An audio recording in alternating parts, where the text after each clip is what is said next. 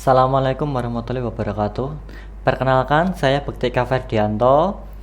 Pada kesempatan kali ini, saya akan menjelaskan tentang laporan tugas akhir atau tugas untuk UAS pada mata pelajaran kecerdasan buatan. Nah, kali ini saya melakukan penelitian dengan judul Perbandingan Kinerja Model Simple RNN, GRU, dan LSTM dalam memprediksi harga saham Google. Tujuan saya melakukan ini tuh ada 3 yang utama, yaitu yang pertama itu untuk menerapkan algoritma deep learning untuk melakukan prediksi harga saham Google berbasis data historis. Yang kedua itu menganalisis dan membandingkan performa ketiga model deep learning, yaitu model Simple RNN, GRU, dan LSTM. Dan yang terakhir adalah menentukan model yang memberikan hasil paling optimal untuk analisis harga saham. Pada penelitian ini saya melakukan batasan penelitian masalah ini adalah data yang digunakan ini hanya terbatas pada Google Stock Prediction dari Kaggle. Kemudian model yang dibandingkan hanya ada 3 jenis, yaitu Simple RNN, GRU, dan LSTM. Prediksi yang dilakukan ini hanya bersifat univariate, yaitu hanya menggunakan fitur harga penutupan atau close sebagai variabel utama. Kemudian penelitian berfokus pada performa model menggunakan MAE dan RMSE. Untuk datasetnya sendiri, dataset ini saya dapatkan dari dataset publik dari Kaggle, yaitu Google Stock Prediction. Dataset ini memiliki 14 fitur dan 1257 baris. Isi-isinya itu seperti ada simbol, kemudian ada tanggal, ada close, ada high. Nah, fitur utama yang saya gunakan dalam analisis ini yang saya pilih untuk input itu adalah close. Alasan kenapa kalau saya memilih dataset ini itu karena dataset saham Google itu bersifat time series yang pertama. Yang kedua itu memiliki atribut harga saham yang menurut saya itu sudah cukup lengkap.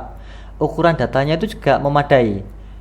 Kemudian saham Google itu memiliki karakteristik yang stabil dan liquid sehingga cocok apabila digunakan untuk mengevaluasi dan membandingkan kinerja model Simple RNN, GRU, dan LSTM dalam memprediksi harga saham. Kemudian lanjut untuk datanya.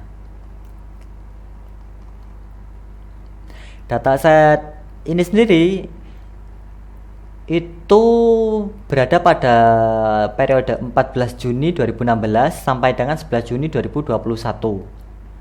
Untuk informasi datanya itu seperti ini, ada 14 fitur. Mereka memiliki tipe yang berbeda-beda, yaitu ada tipe objek, ada tipe float 64, dan integer 64. Kemudian ini adalah bentuk contoh datanya, itu isinya seperti apa. Ini simbolnya, ada tanggal. Nah ini.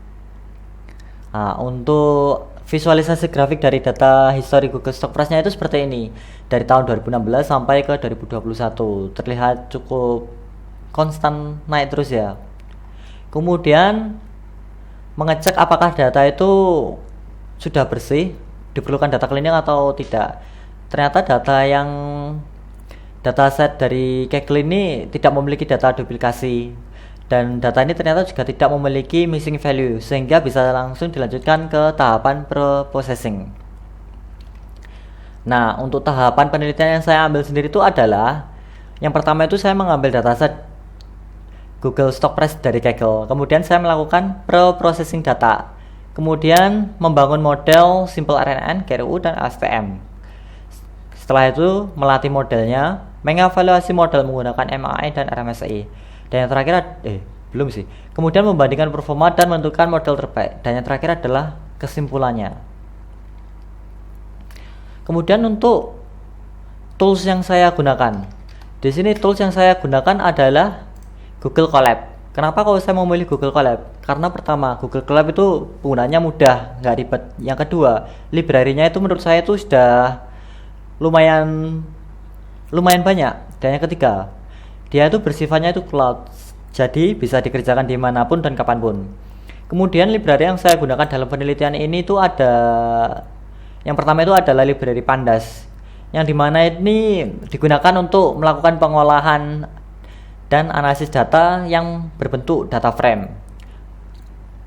Fungsi utama yang saya gunakan dalam penelitian ini yang pertama itu membaca dataset sahamnya, kemudian mengelola data time series berdasarkan tanggalnya, kemudian melakukan processing seperti seleksi kolom, normalisasi, dan pembagian data. Contohnya itu seperti ini. Ini kan berbentuknya itu kayak data frame gitu. Kemudian NumPy. NumPy itu digunakan untuk operasi numerik dan manipulasi array berdimensi banyak. Penelitian ini menggunakan NumPy itu untuk konversi data ke dalam bentuk array numerik dan seterusnya. Kemudian ada Matplotlib dan Seaborn. Keduanya saya gunakan untuk memvisualisasikan beberapa grafik dan beberapa nilai. Kalau Matplotlib itu digunakan untuk library visualisasi utama seperti menampilkan grafik pergerakan harga saham, membandingkan nilai, kemudian membantu analisis visual terhadap performa model. Seaborn ini saya gunakan untuk menyediakan tampilan grafik yang lebih informatif dan estetis sedikit. Kemudian Keras yang saya ambil itu ada sequential dan simple RNN dan dropout. Keras sendiri itu adalah library Python yang sangat populer, yaitu dia itu berfungsi sebagai antarmuka API untuk membangun dan melatih model deep learning secara cepat dan mudah. Nah, yang saya gunakan itu pertama itu ada sequential model, yaitu digunakan untuk membangun model neural network secara berurutan layer by layer. Model itu sangat cocok dalam penelitian karena arsitektur simple RNN, GRU, dan LSTM itu disusun secara linear dari input hingga output. Kemudian dense layer, yaitu adalah lapisan neural network dasar di mana setiap neuron terhubung ke setiap neuron lapisan sebelumnya, fully connected. Digunakan sebagai layer output untuk menghasilkan nilai prediksi harga saham, kemudian layer penghubung antar neuron terhadap akhir model. Kemudian ada simple RNN, yaitu saya gunakan sebagai model pembanding. Model ini mampu mempelajari pola berurutan, namun memiliki keterbatasan dalam mengingat dependensi jangka panjang, sehingga penting untuk dibandingkan dengan GRU dan LSTM. Kemudian dropout. Ini digunakan untuk mengurangi resiko overfitting dengan cara menonaktifkan sejumlah neuron secara acak selama proses pelatihan. Teknik ini membantu meningkatkan kemampuan generalisasi model terhadap data baru. Kemudian ada GRU dan LSTM, yang dimana GRU itu merupakan pengembangan dari RNN yang memiliki mekanisme gating untuk mengatasi masalah vanishing gradient.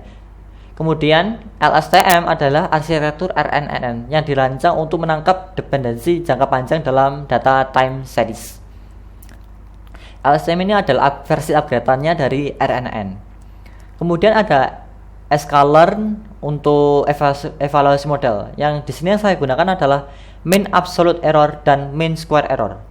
Mean absolute error itu digunakan sebagai metrik evaluasi untuk mengukur rata selisih absolut antara nilai aktual dan nilai prediksi. Kemudian MSE digunakan untuk mengukur rata-rata kuadrat selisih antara nilai aktual dan prediksi. Kemudian lanjut ke bagian proses training. Preprocess dulu. Pada tahapan preprocessing yang pertama itu yang dilakukan adalah pertama itu splitting data train dan data test. Di sini saya membagi data trainnya itu menjadi 80% dan data testnya itu 20%, sehingga dapat diketahui bahwa data trainingnya itu ada 1006 dari 1258 dan data testnya itu ada 252. Kemudian saya melakukan normalize data atau scaling, yang dimana di sini menggunakan min-max scaler. Kenapa sih scaling itu penting? Scaling itu sangat penting karena pertama, apabila scaling itu dilewati, bisa saja beberapa fitur itu bisa menjadi dominan dalam pelatihan modelnya, sehingga hasilnya itu menjadi bias atau tidak konsisten gitu. Kemudian sequence framing. Di sini saya menggunakan 40 sequence framing, yang berarti itu menggunakan 40 data harian historis untuk memprediksi harga satu hari berikutnya. Ini timestamp-nya ini 40. Kemudian reshape. Kenapa sih kok reshape perlu? Karena model RNN itu membutuhkan inputannya itu memiliki 3 dimensi. Nah, isinya itu pertama ukuran data yang kita miliki.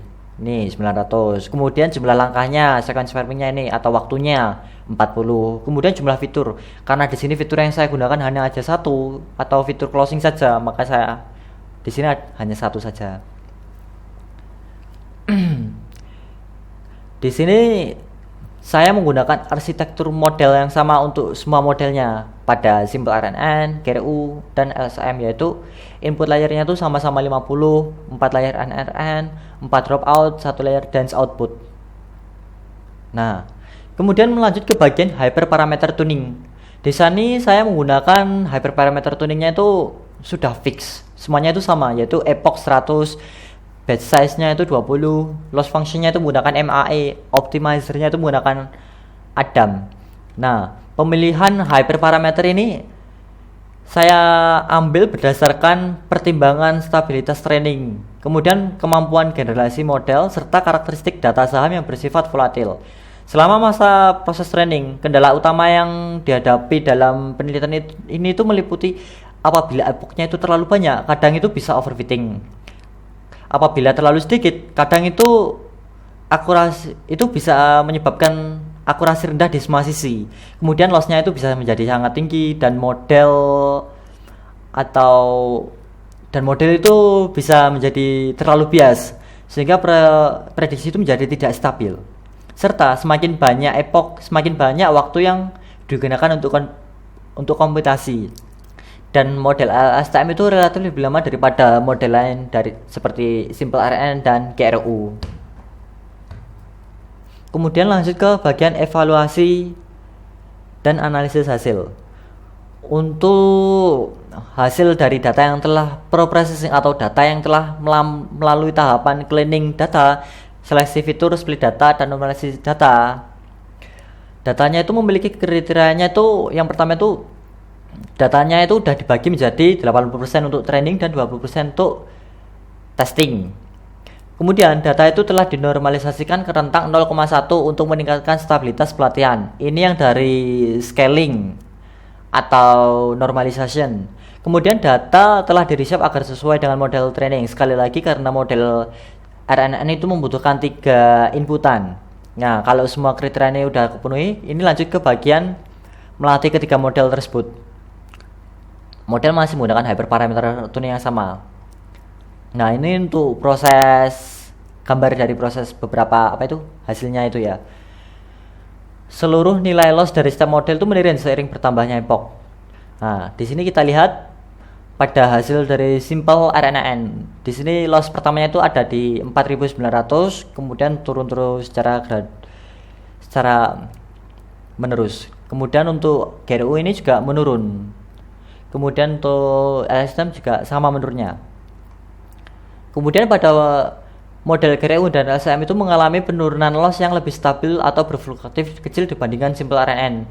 Jika kita pahami model GRU ini lossnya ini mulai ke epoch 2 dan seterusnya ini udah kecil semuanya, yaitu yang sebelumnya itu 499 langsung turun ke 50-an, kemudian dan seterusnya.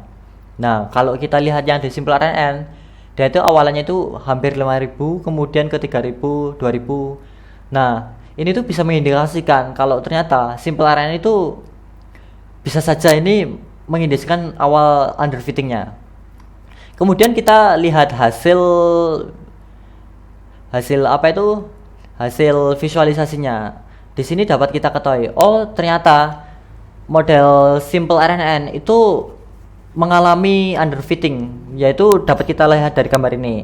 Mulai dari tahun 2020 ini dan seterusnya ini sudah melencengnya, ini udah terlalu parah ini.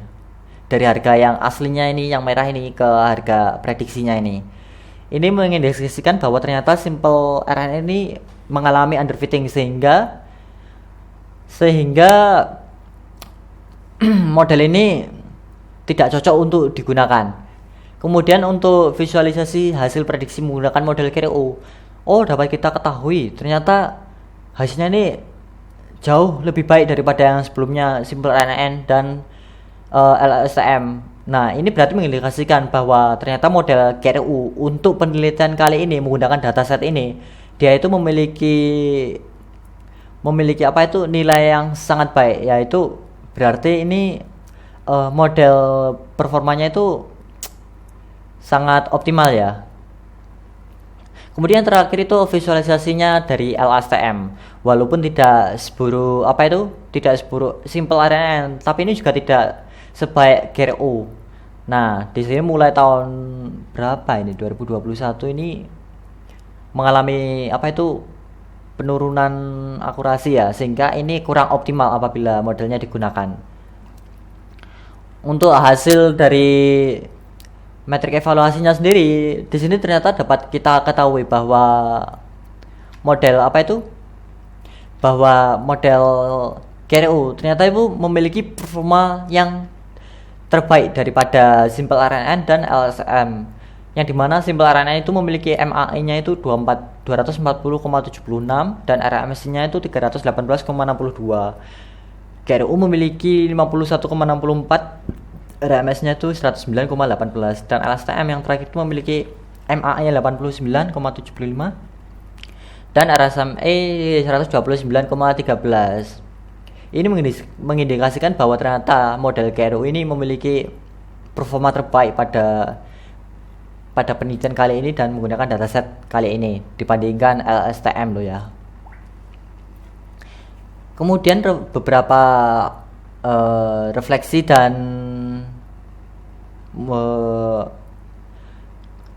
kemudian saran untuk langkah agar mungkin kedepannya ini penelitian ini bisa menjadi lebih baik. Yang pertama itu penyetelan hyperparameter tuningnya itu. Nah, di sini saya menggunakan hyperparameter tuningnya itu secara fix. Yang ini loh, bentar. Secara fixnya ini hyperparameternya itu udah saya tentukan dari awal, yaitu menggunakan nilai epochnya itu 100, batch size-nya itu 20, loss function menggunakan MAE, optimizer-nya itu menggunakan Adam. Nah, untuk kedepannya bisa saja kita menggunakan hyperparameternya itu secara sistematis, yaitu seperti menggunakan grid search, random search, atau mungkin optimasi Bayesian. Ini bisa saja membantu menemukan kombinasi parameter optimal yang memberikan kinerja terbaik pada model. Kemudian cara kedua yaitu bisa saja melakukan fitur engineering. Saat ini saya hanya menggunakan fitur harga penutupan atau closing sebagai fitur input utama saya. Nah, mungkin saja dengan menambahkan fitur-fitur lain yang relevan seperti kayak open, high, low, bisa saja ini kemampuan prediksi saya itu menjadi lebih meningkat daripada yang saat ini. Kemudian mungkin mencoba untuk mengeksplorasi arsitektur model yang lebih lanjut lagi, seperti katakanlah menambah atau mengurangi jumlah layer atau unit di setiap layer recurrent-nya. Kemudian menggunakan model yang lebih kompleks seperti transformer atau arsitektur lain yang dirancang untuk data sekuensial panjang dan telah menunjukkan kinerja yang sangat baik dalam banyak tugas deret waktu ini. Yang terakhir itu adalah prediksi multi-step ahead. Saat ini model hanya menggunakan prediksi one step ahead atau prediksi 1 hari ke depan. Nah, untuk aplikasi bisnisnya lebih luas ke depannya, bisa saja kemampuan untuk memprediksi harga beberapa hari atau minggu ke depan itu akan menjadi sangat berharga. Nah, ini bisa saja memerlukan pendekatan yang berbeda. Misalnya itu seperti kayak recursive multi-step forecasting. Kesimpulannya, data saya harga saham Google dari periode 14 Juni 2016 sampai 11 Juni 2021 ini, semua pemodelan itu dapat dilakukan secara baik sih, tanpa kendala yang mungkin membuat beberapa model itu tidak bisa. Semua model bisa kok dilakukannya, tapi dengan menggunakan hyperparameter yang tuning. Di sini GRU mendapatkan nilai terbaik daripada LSTM.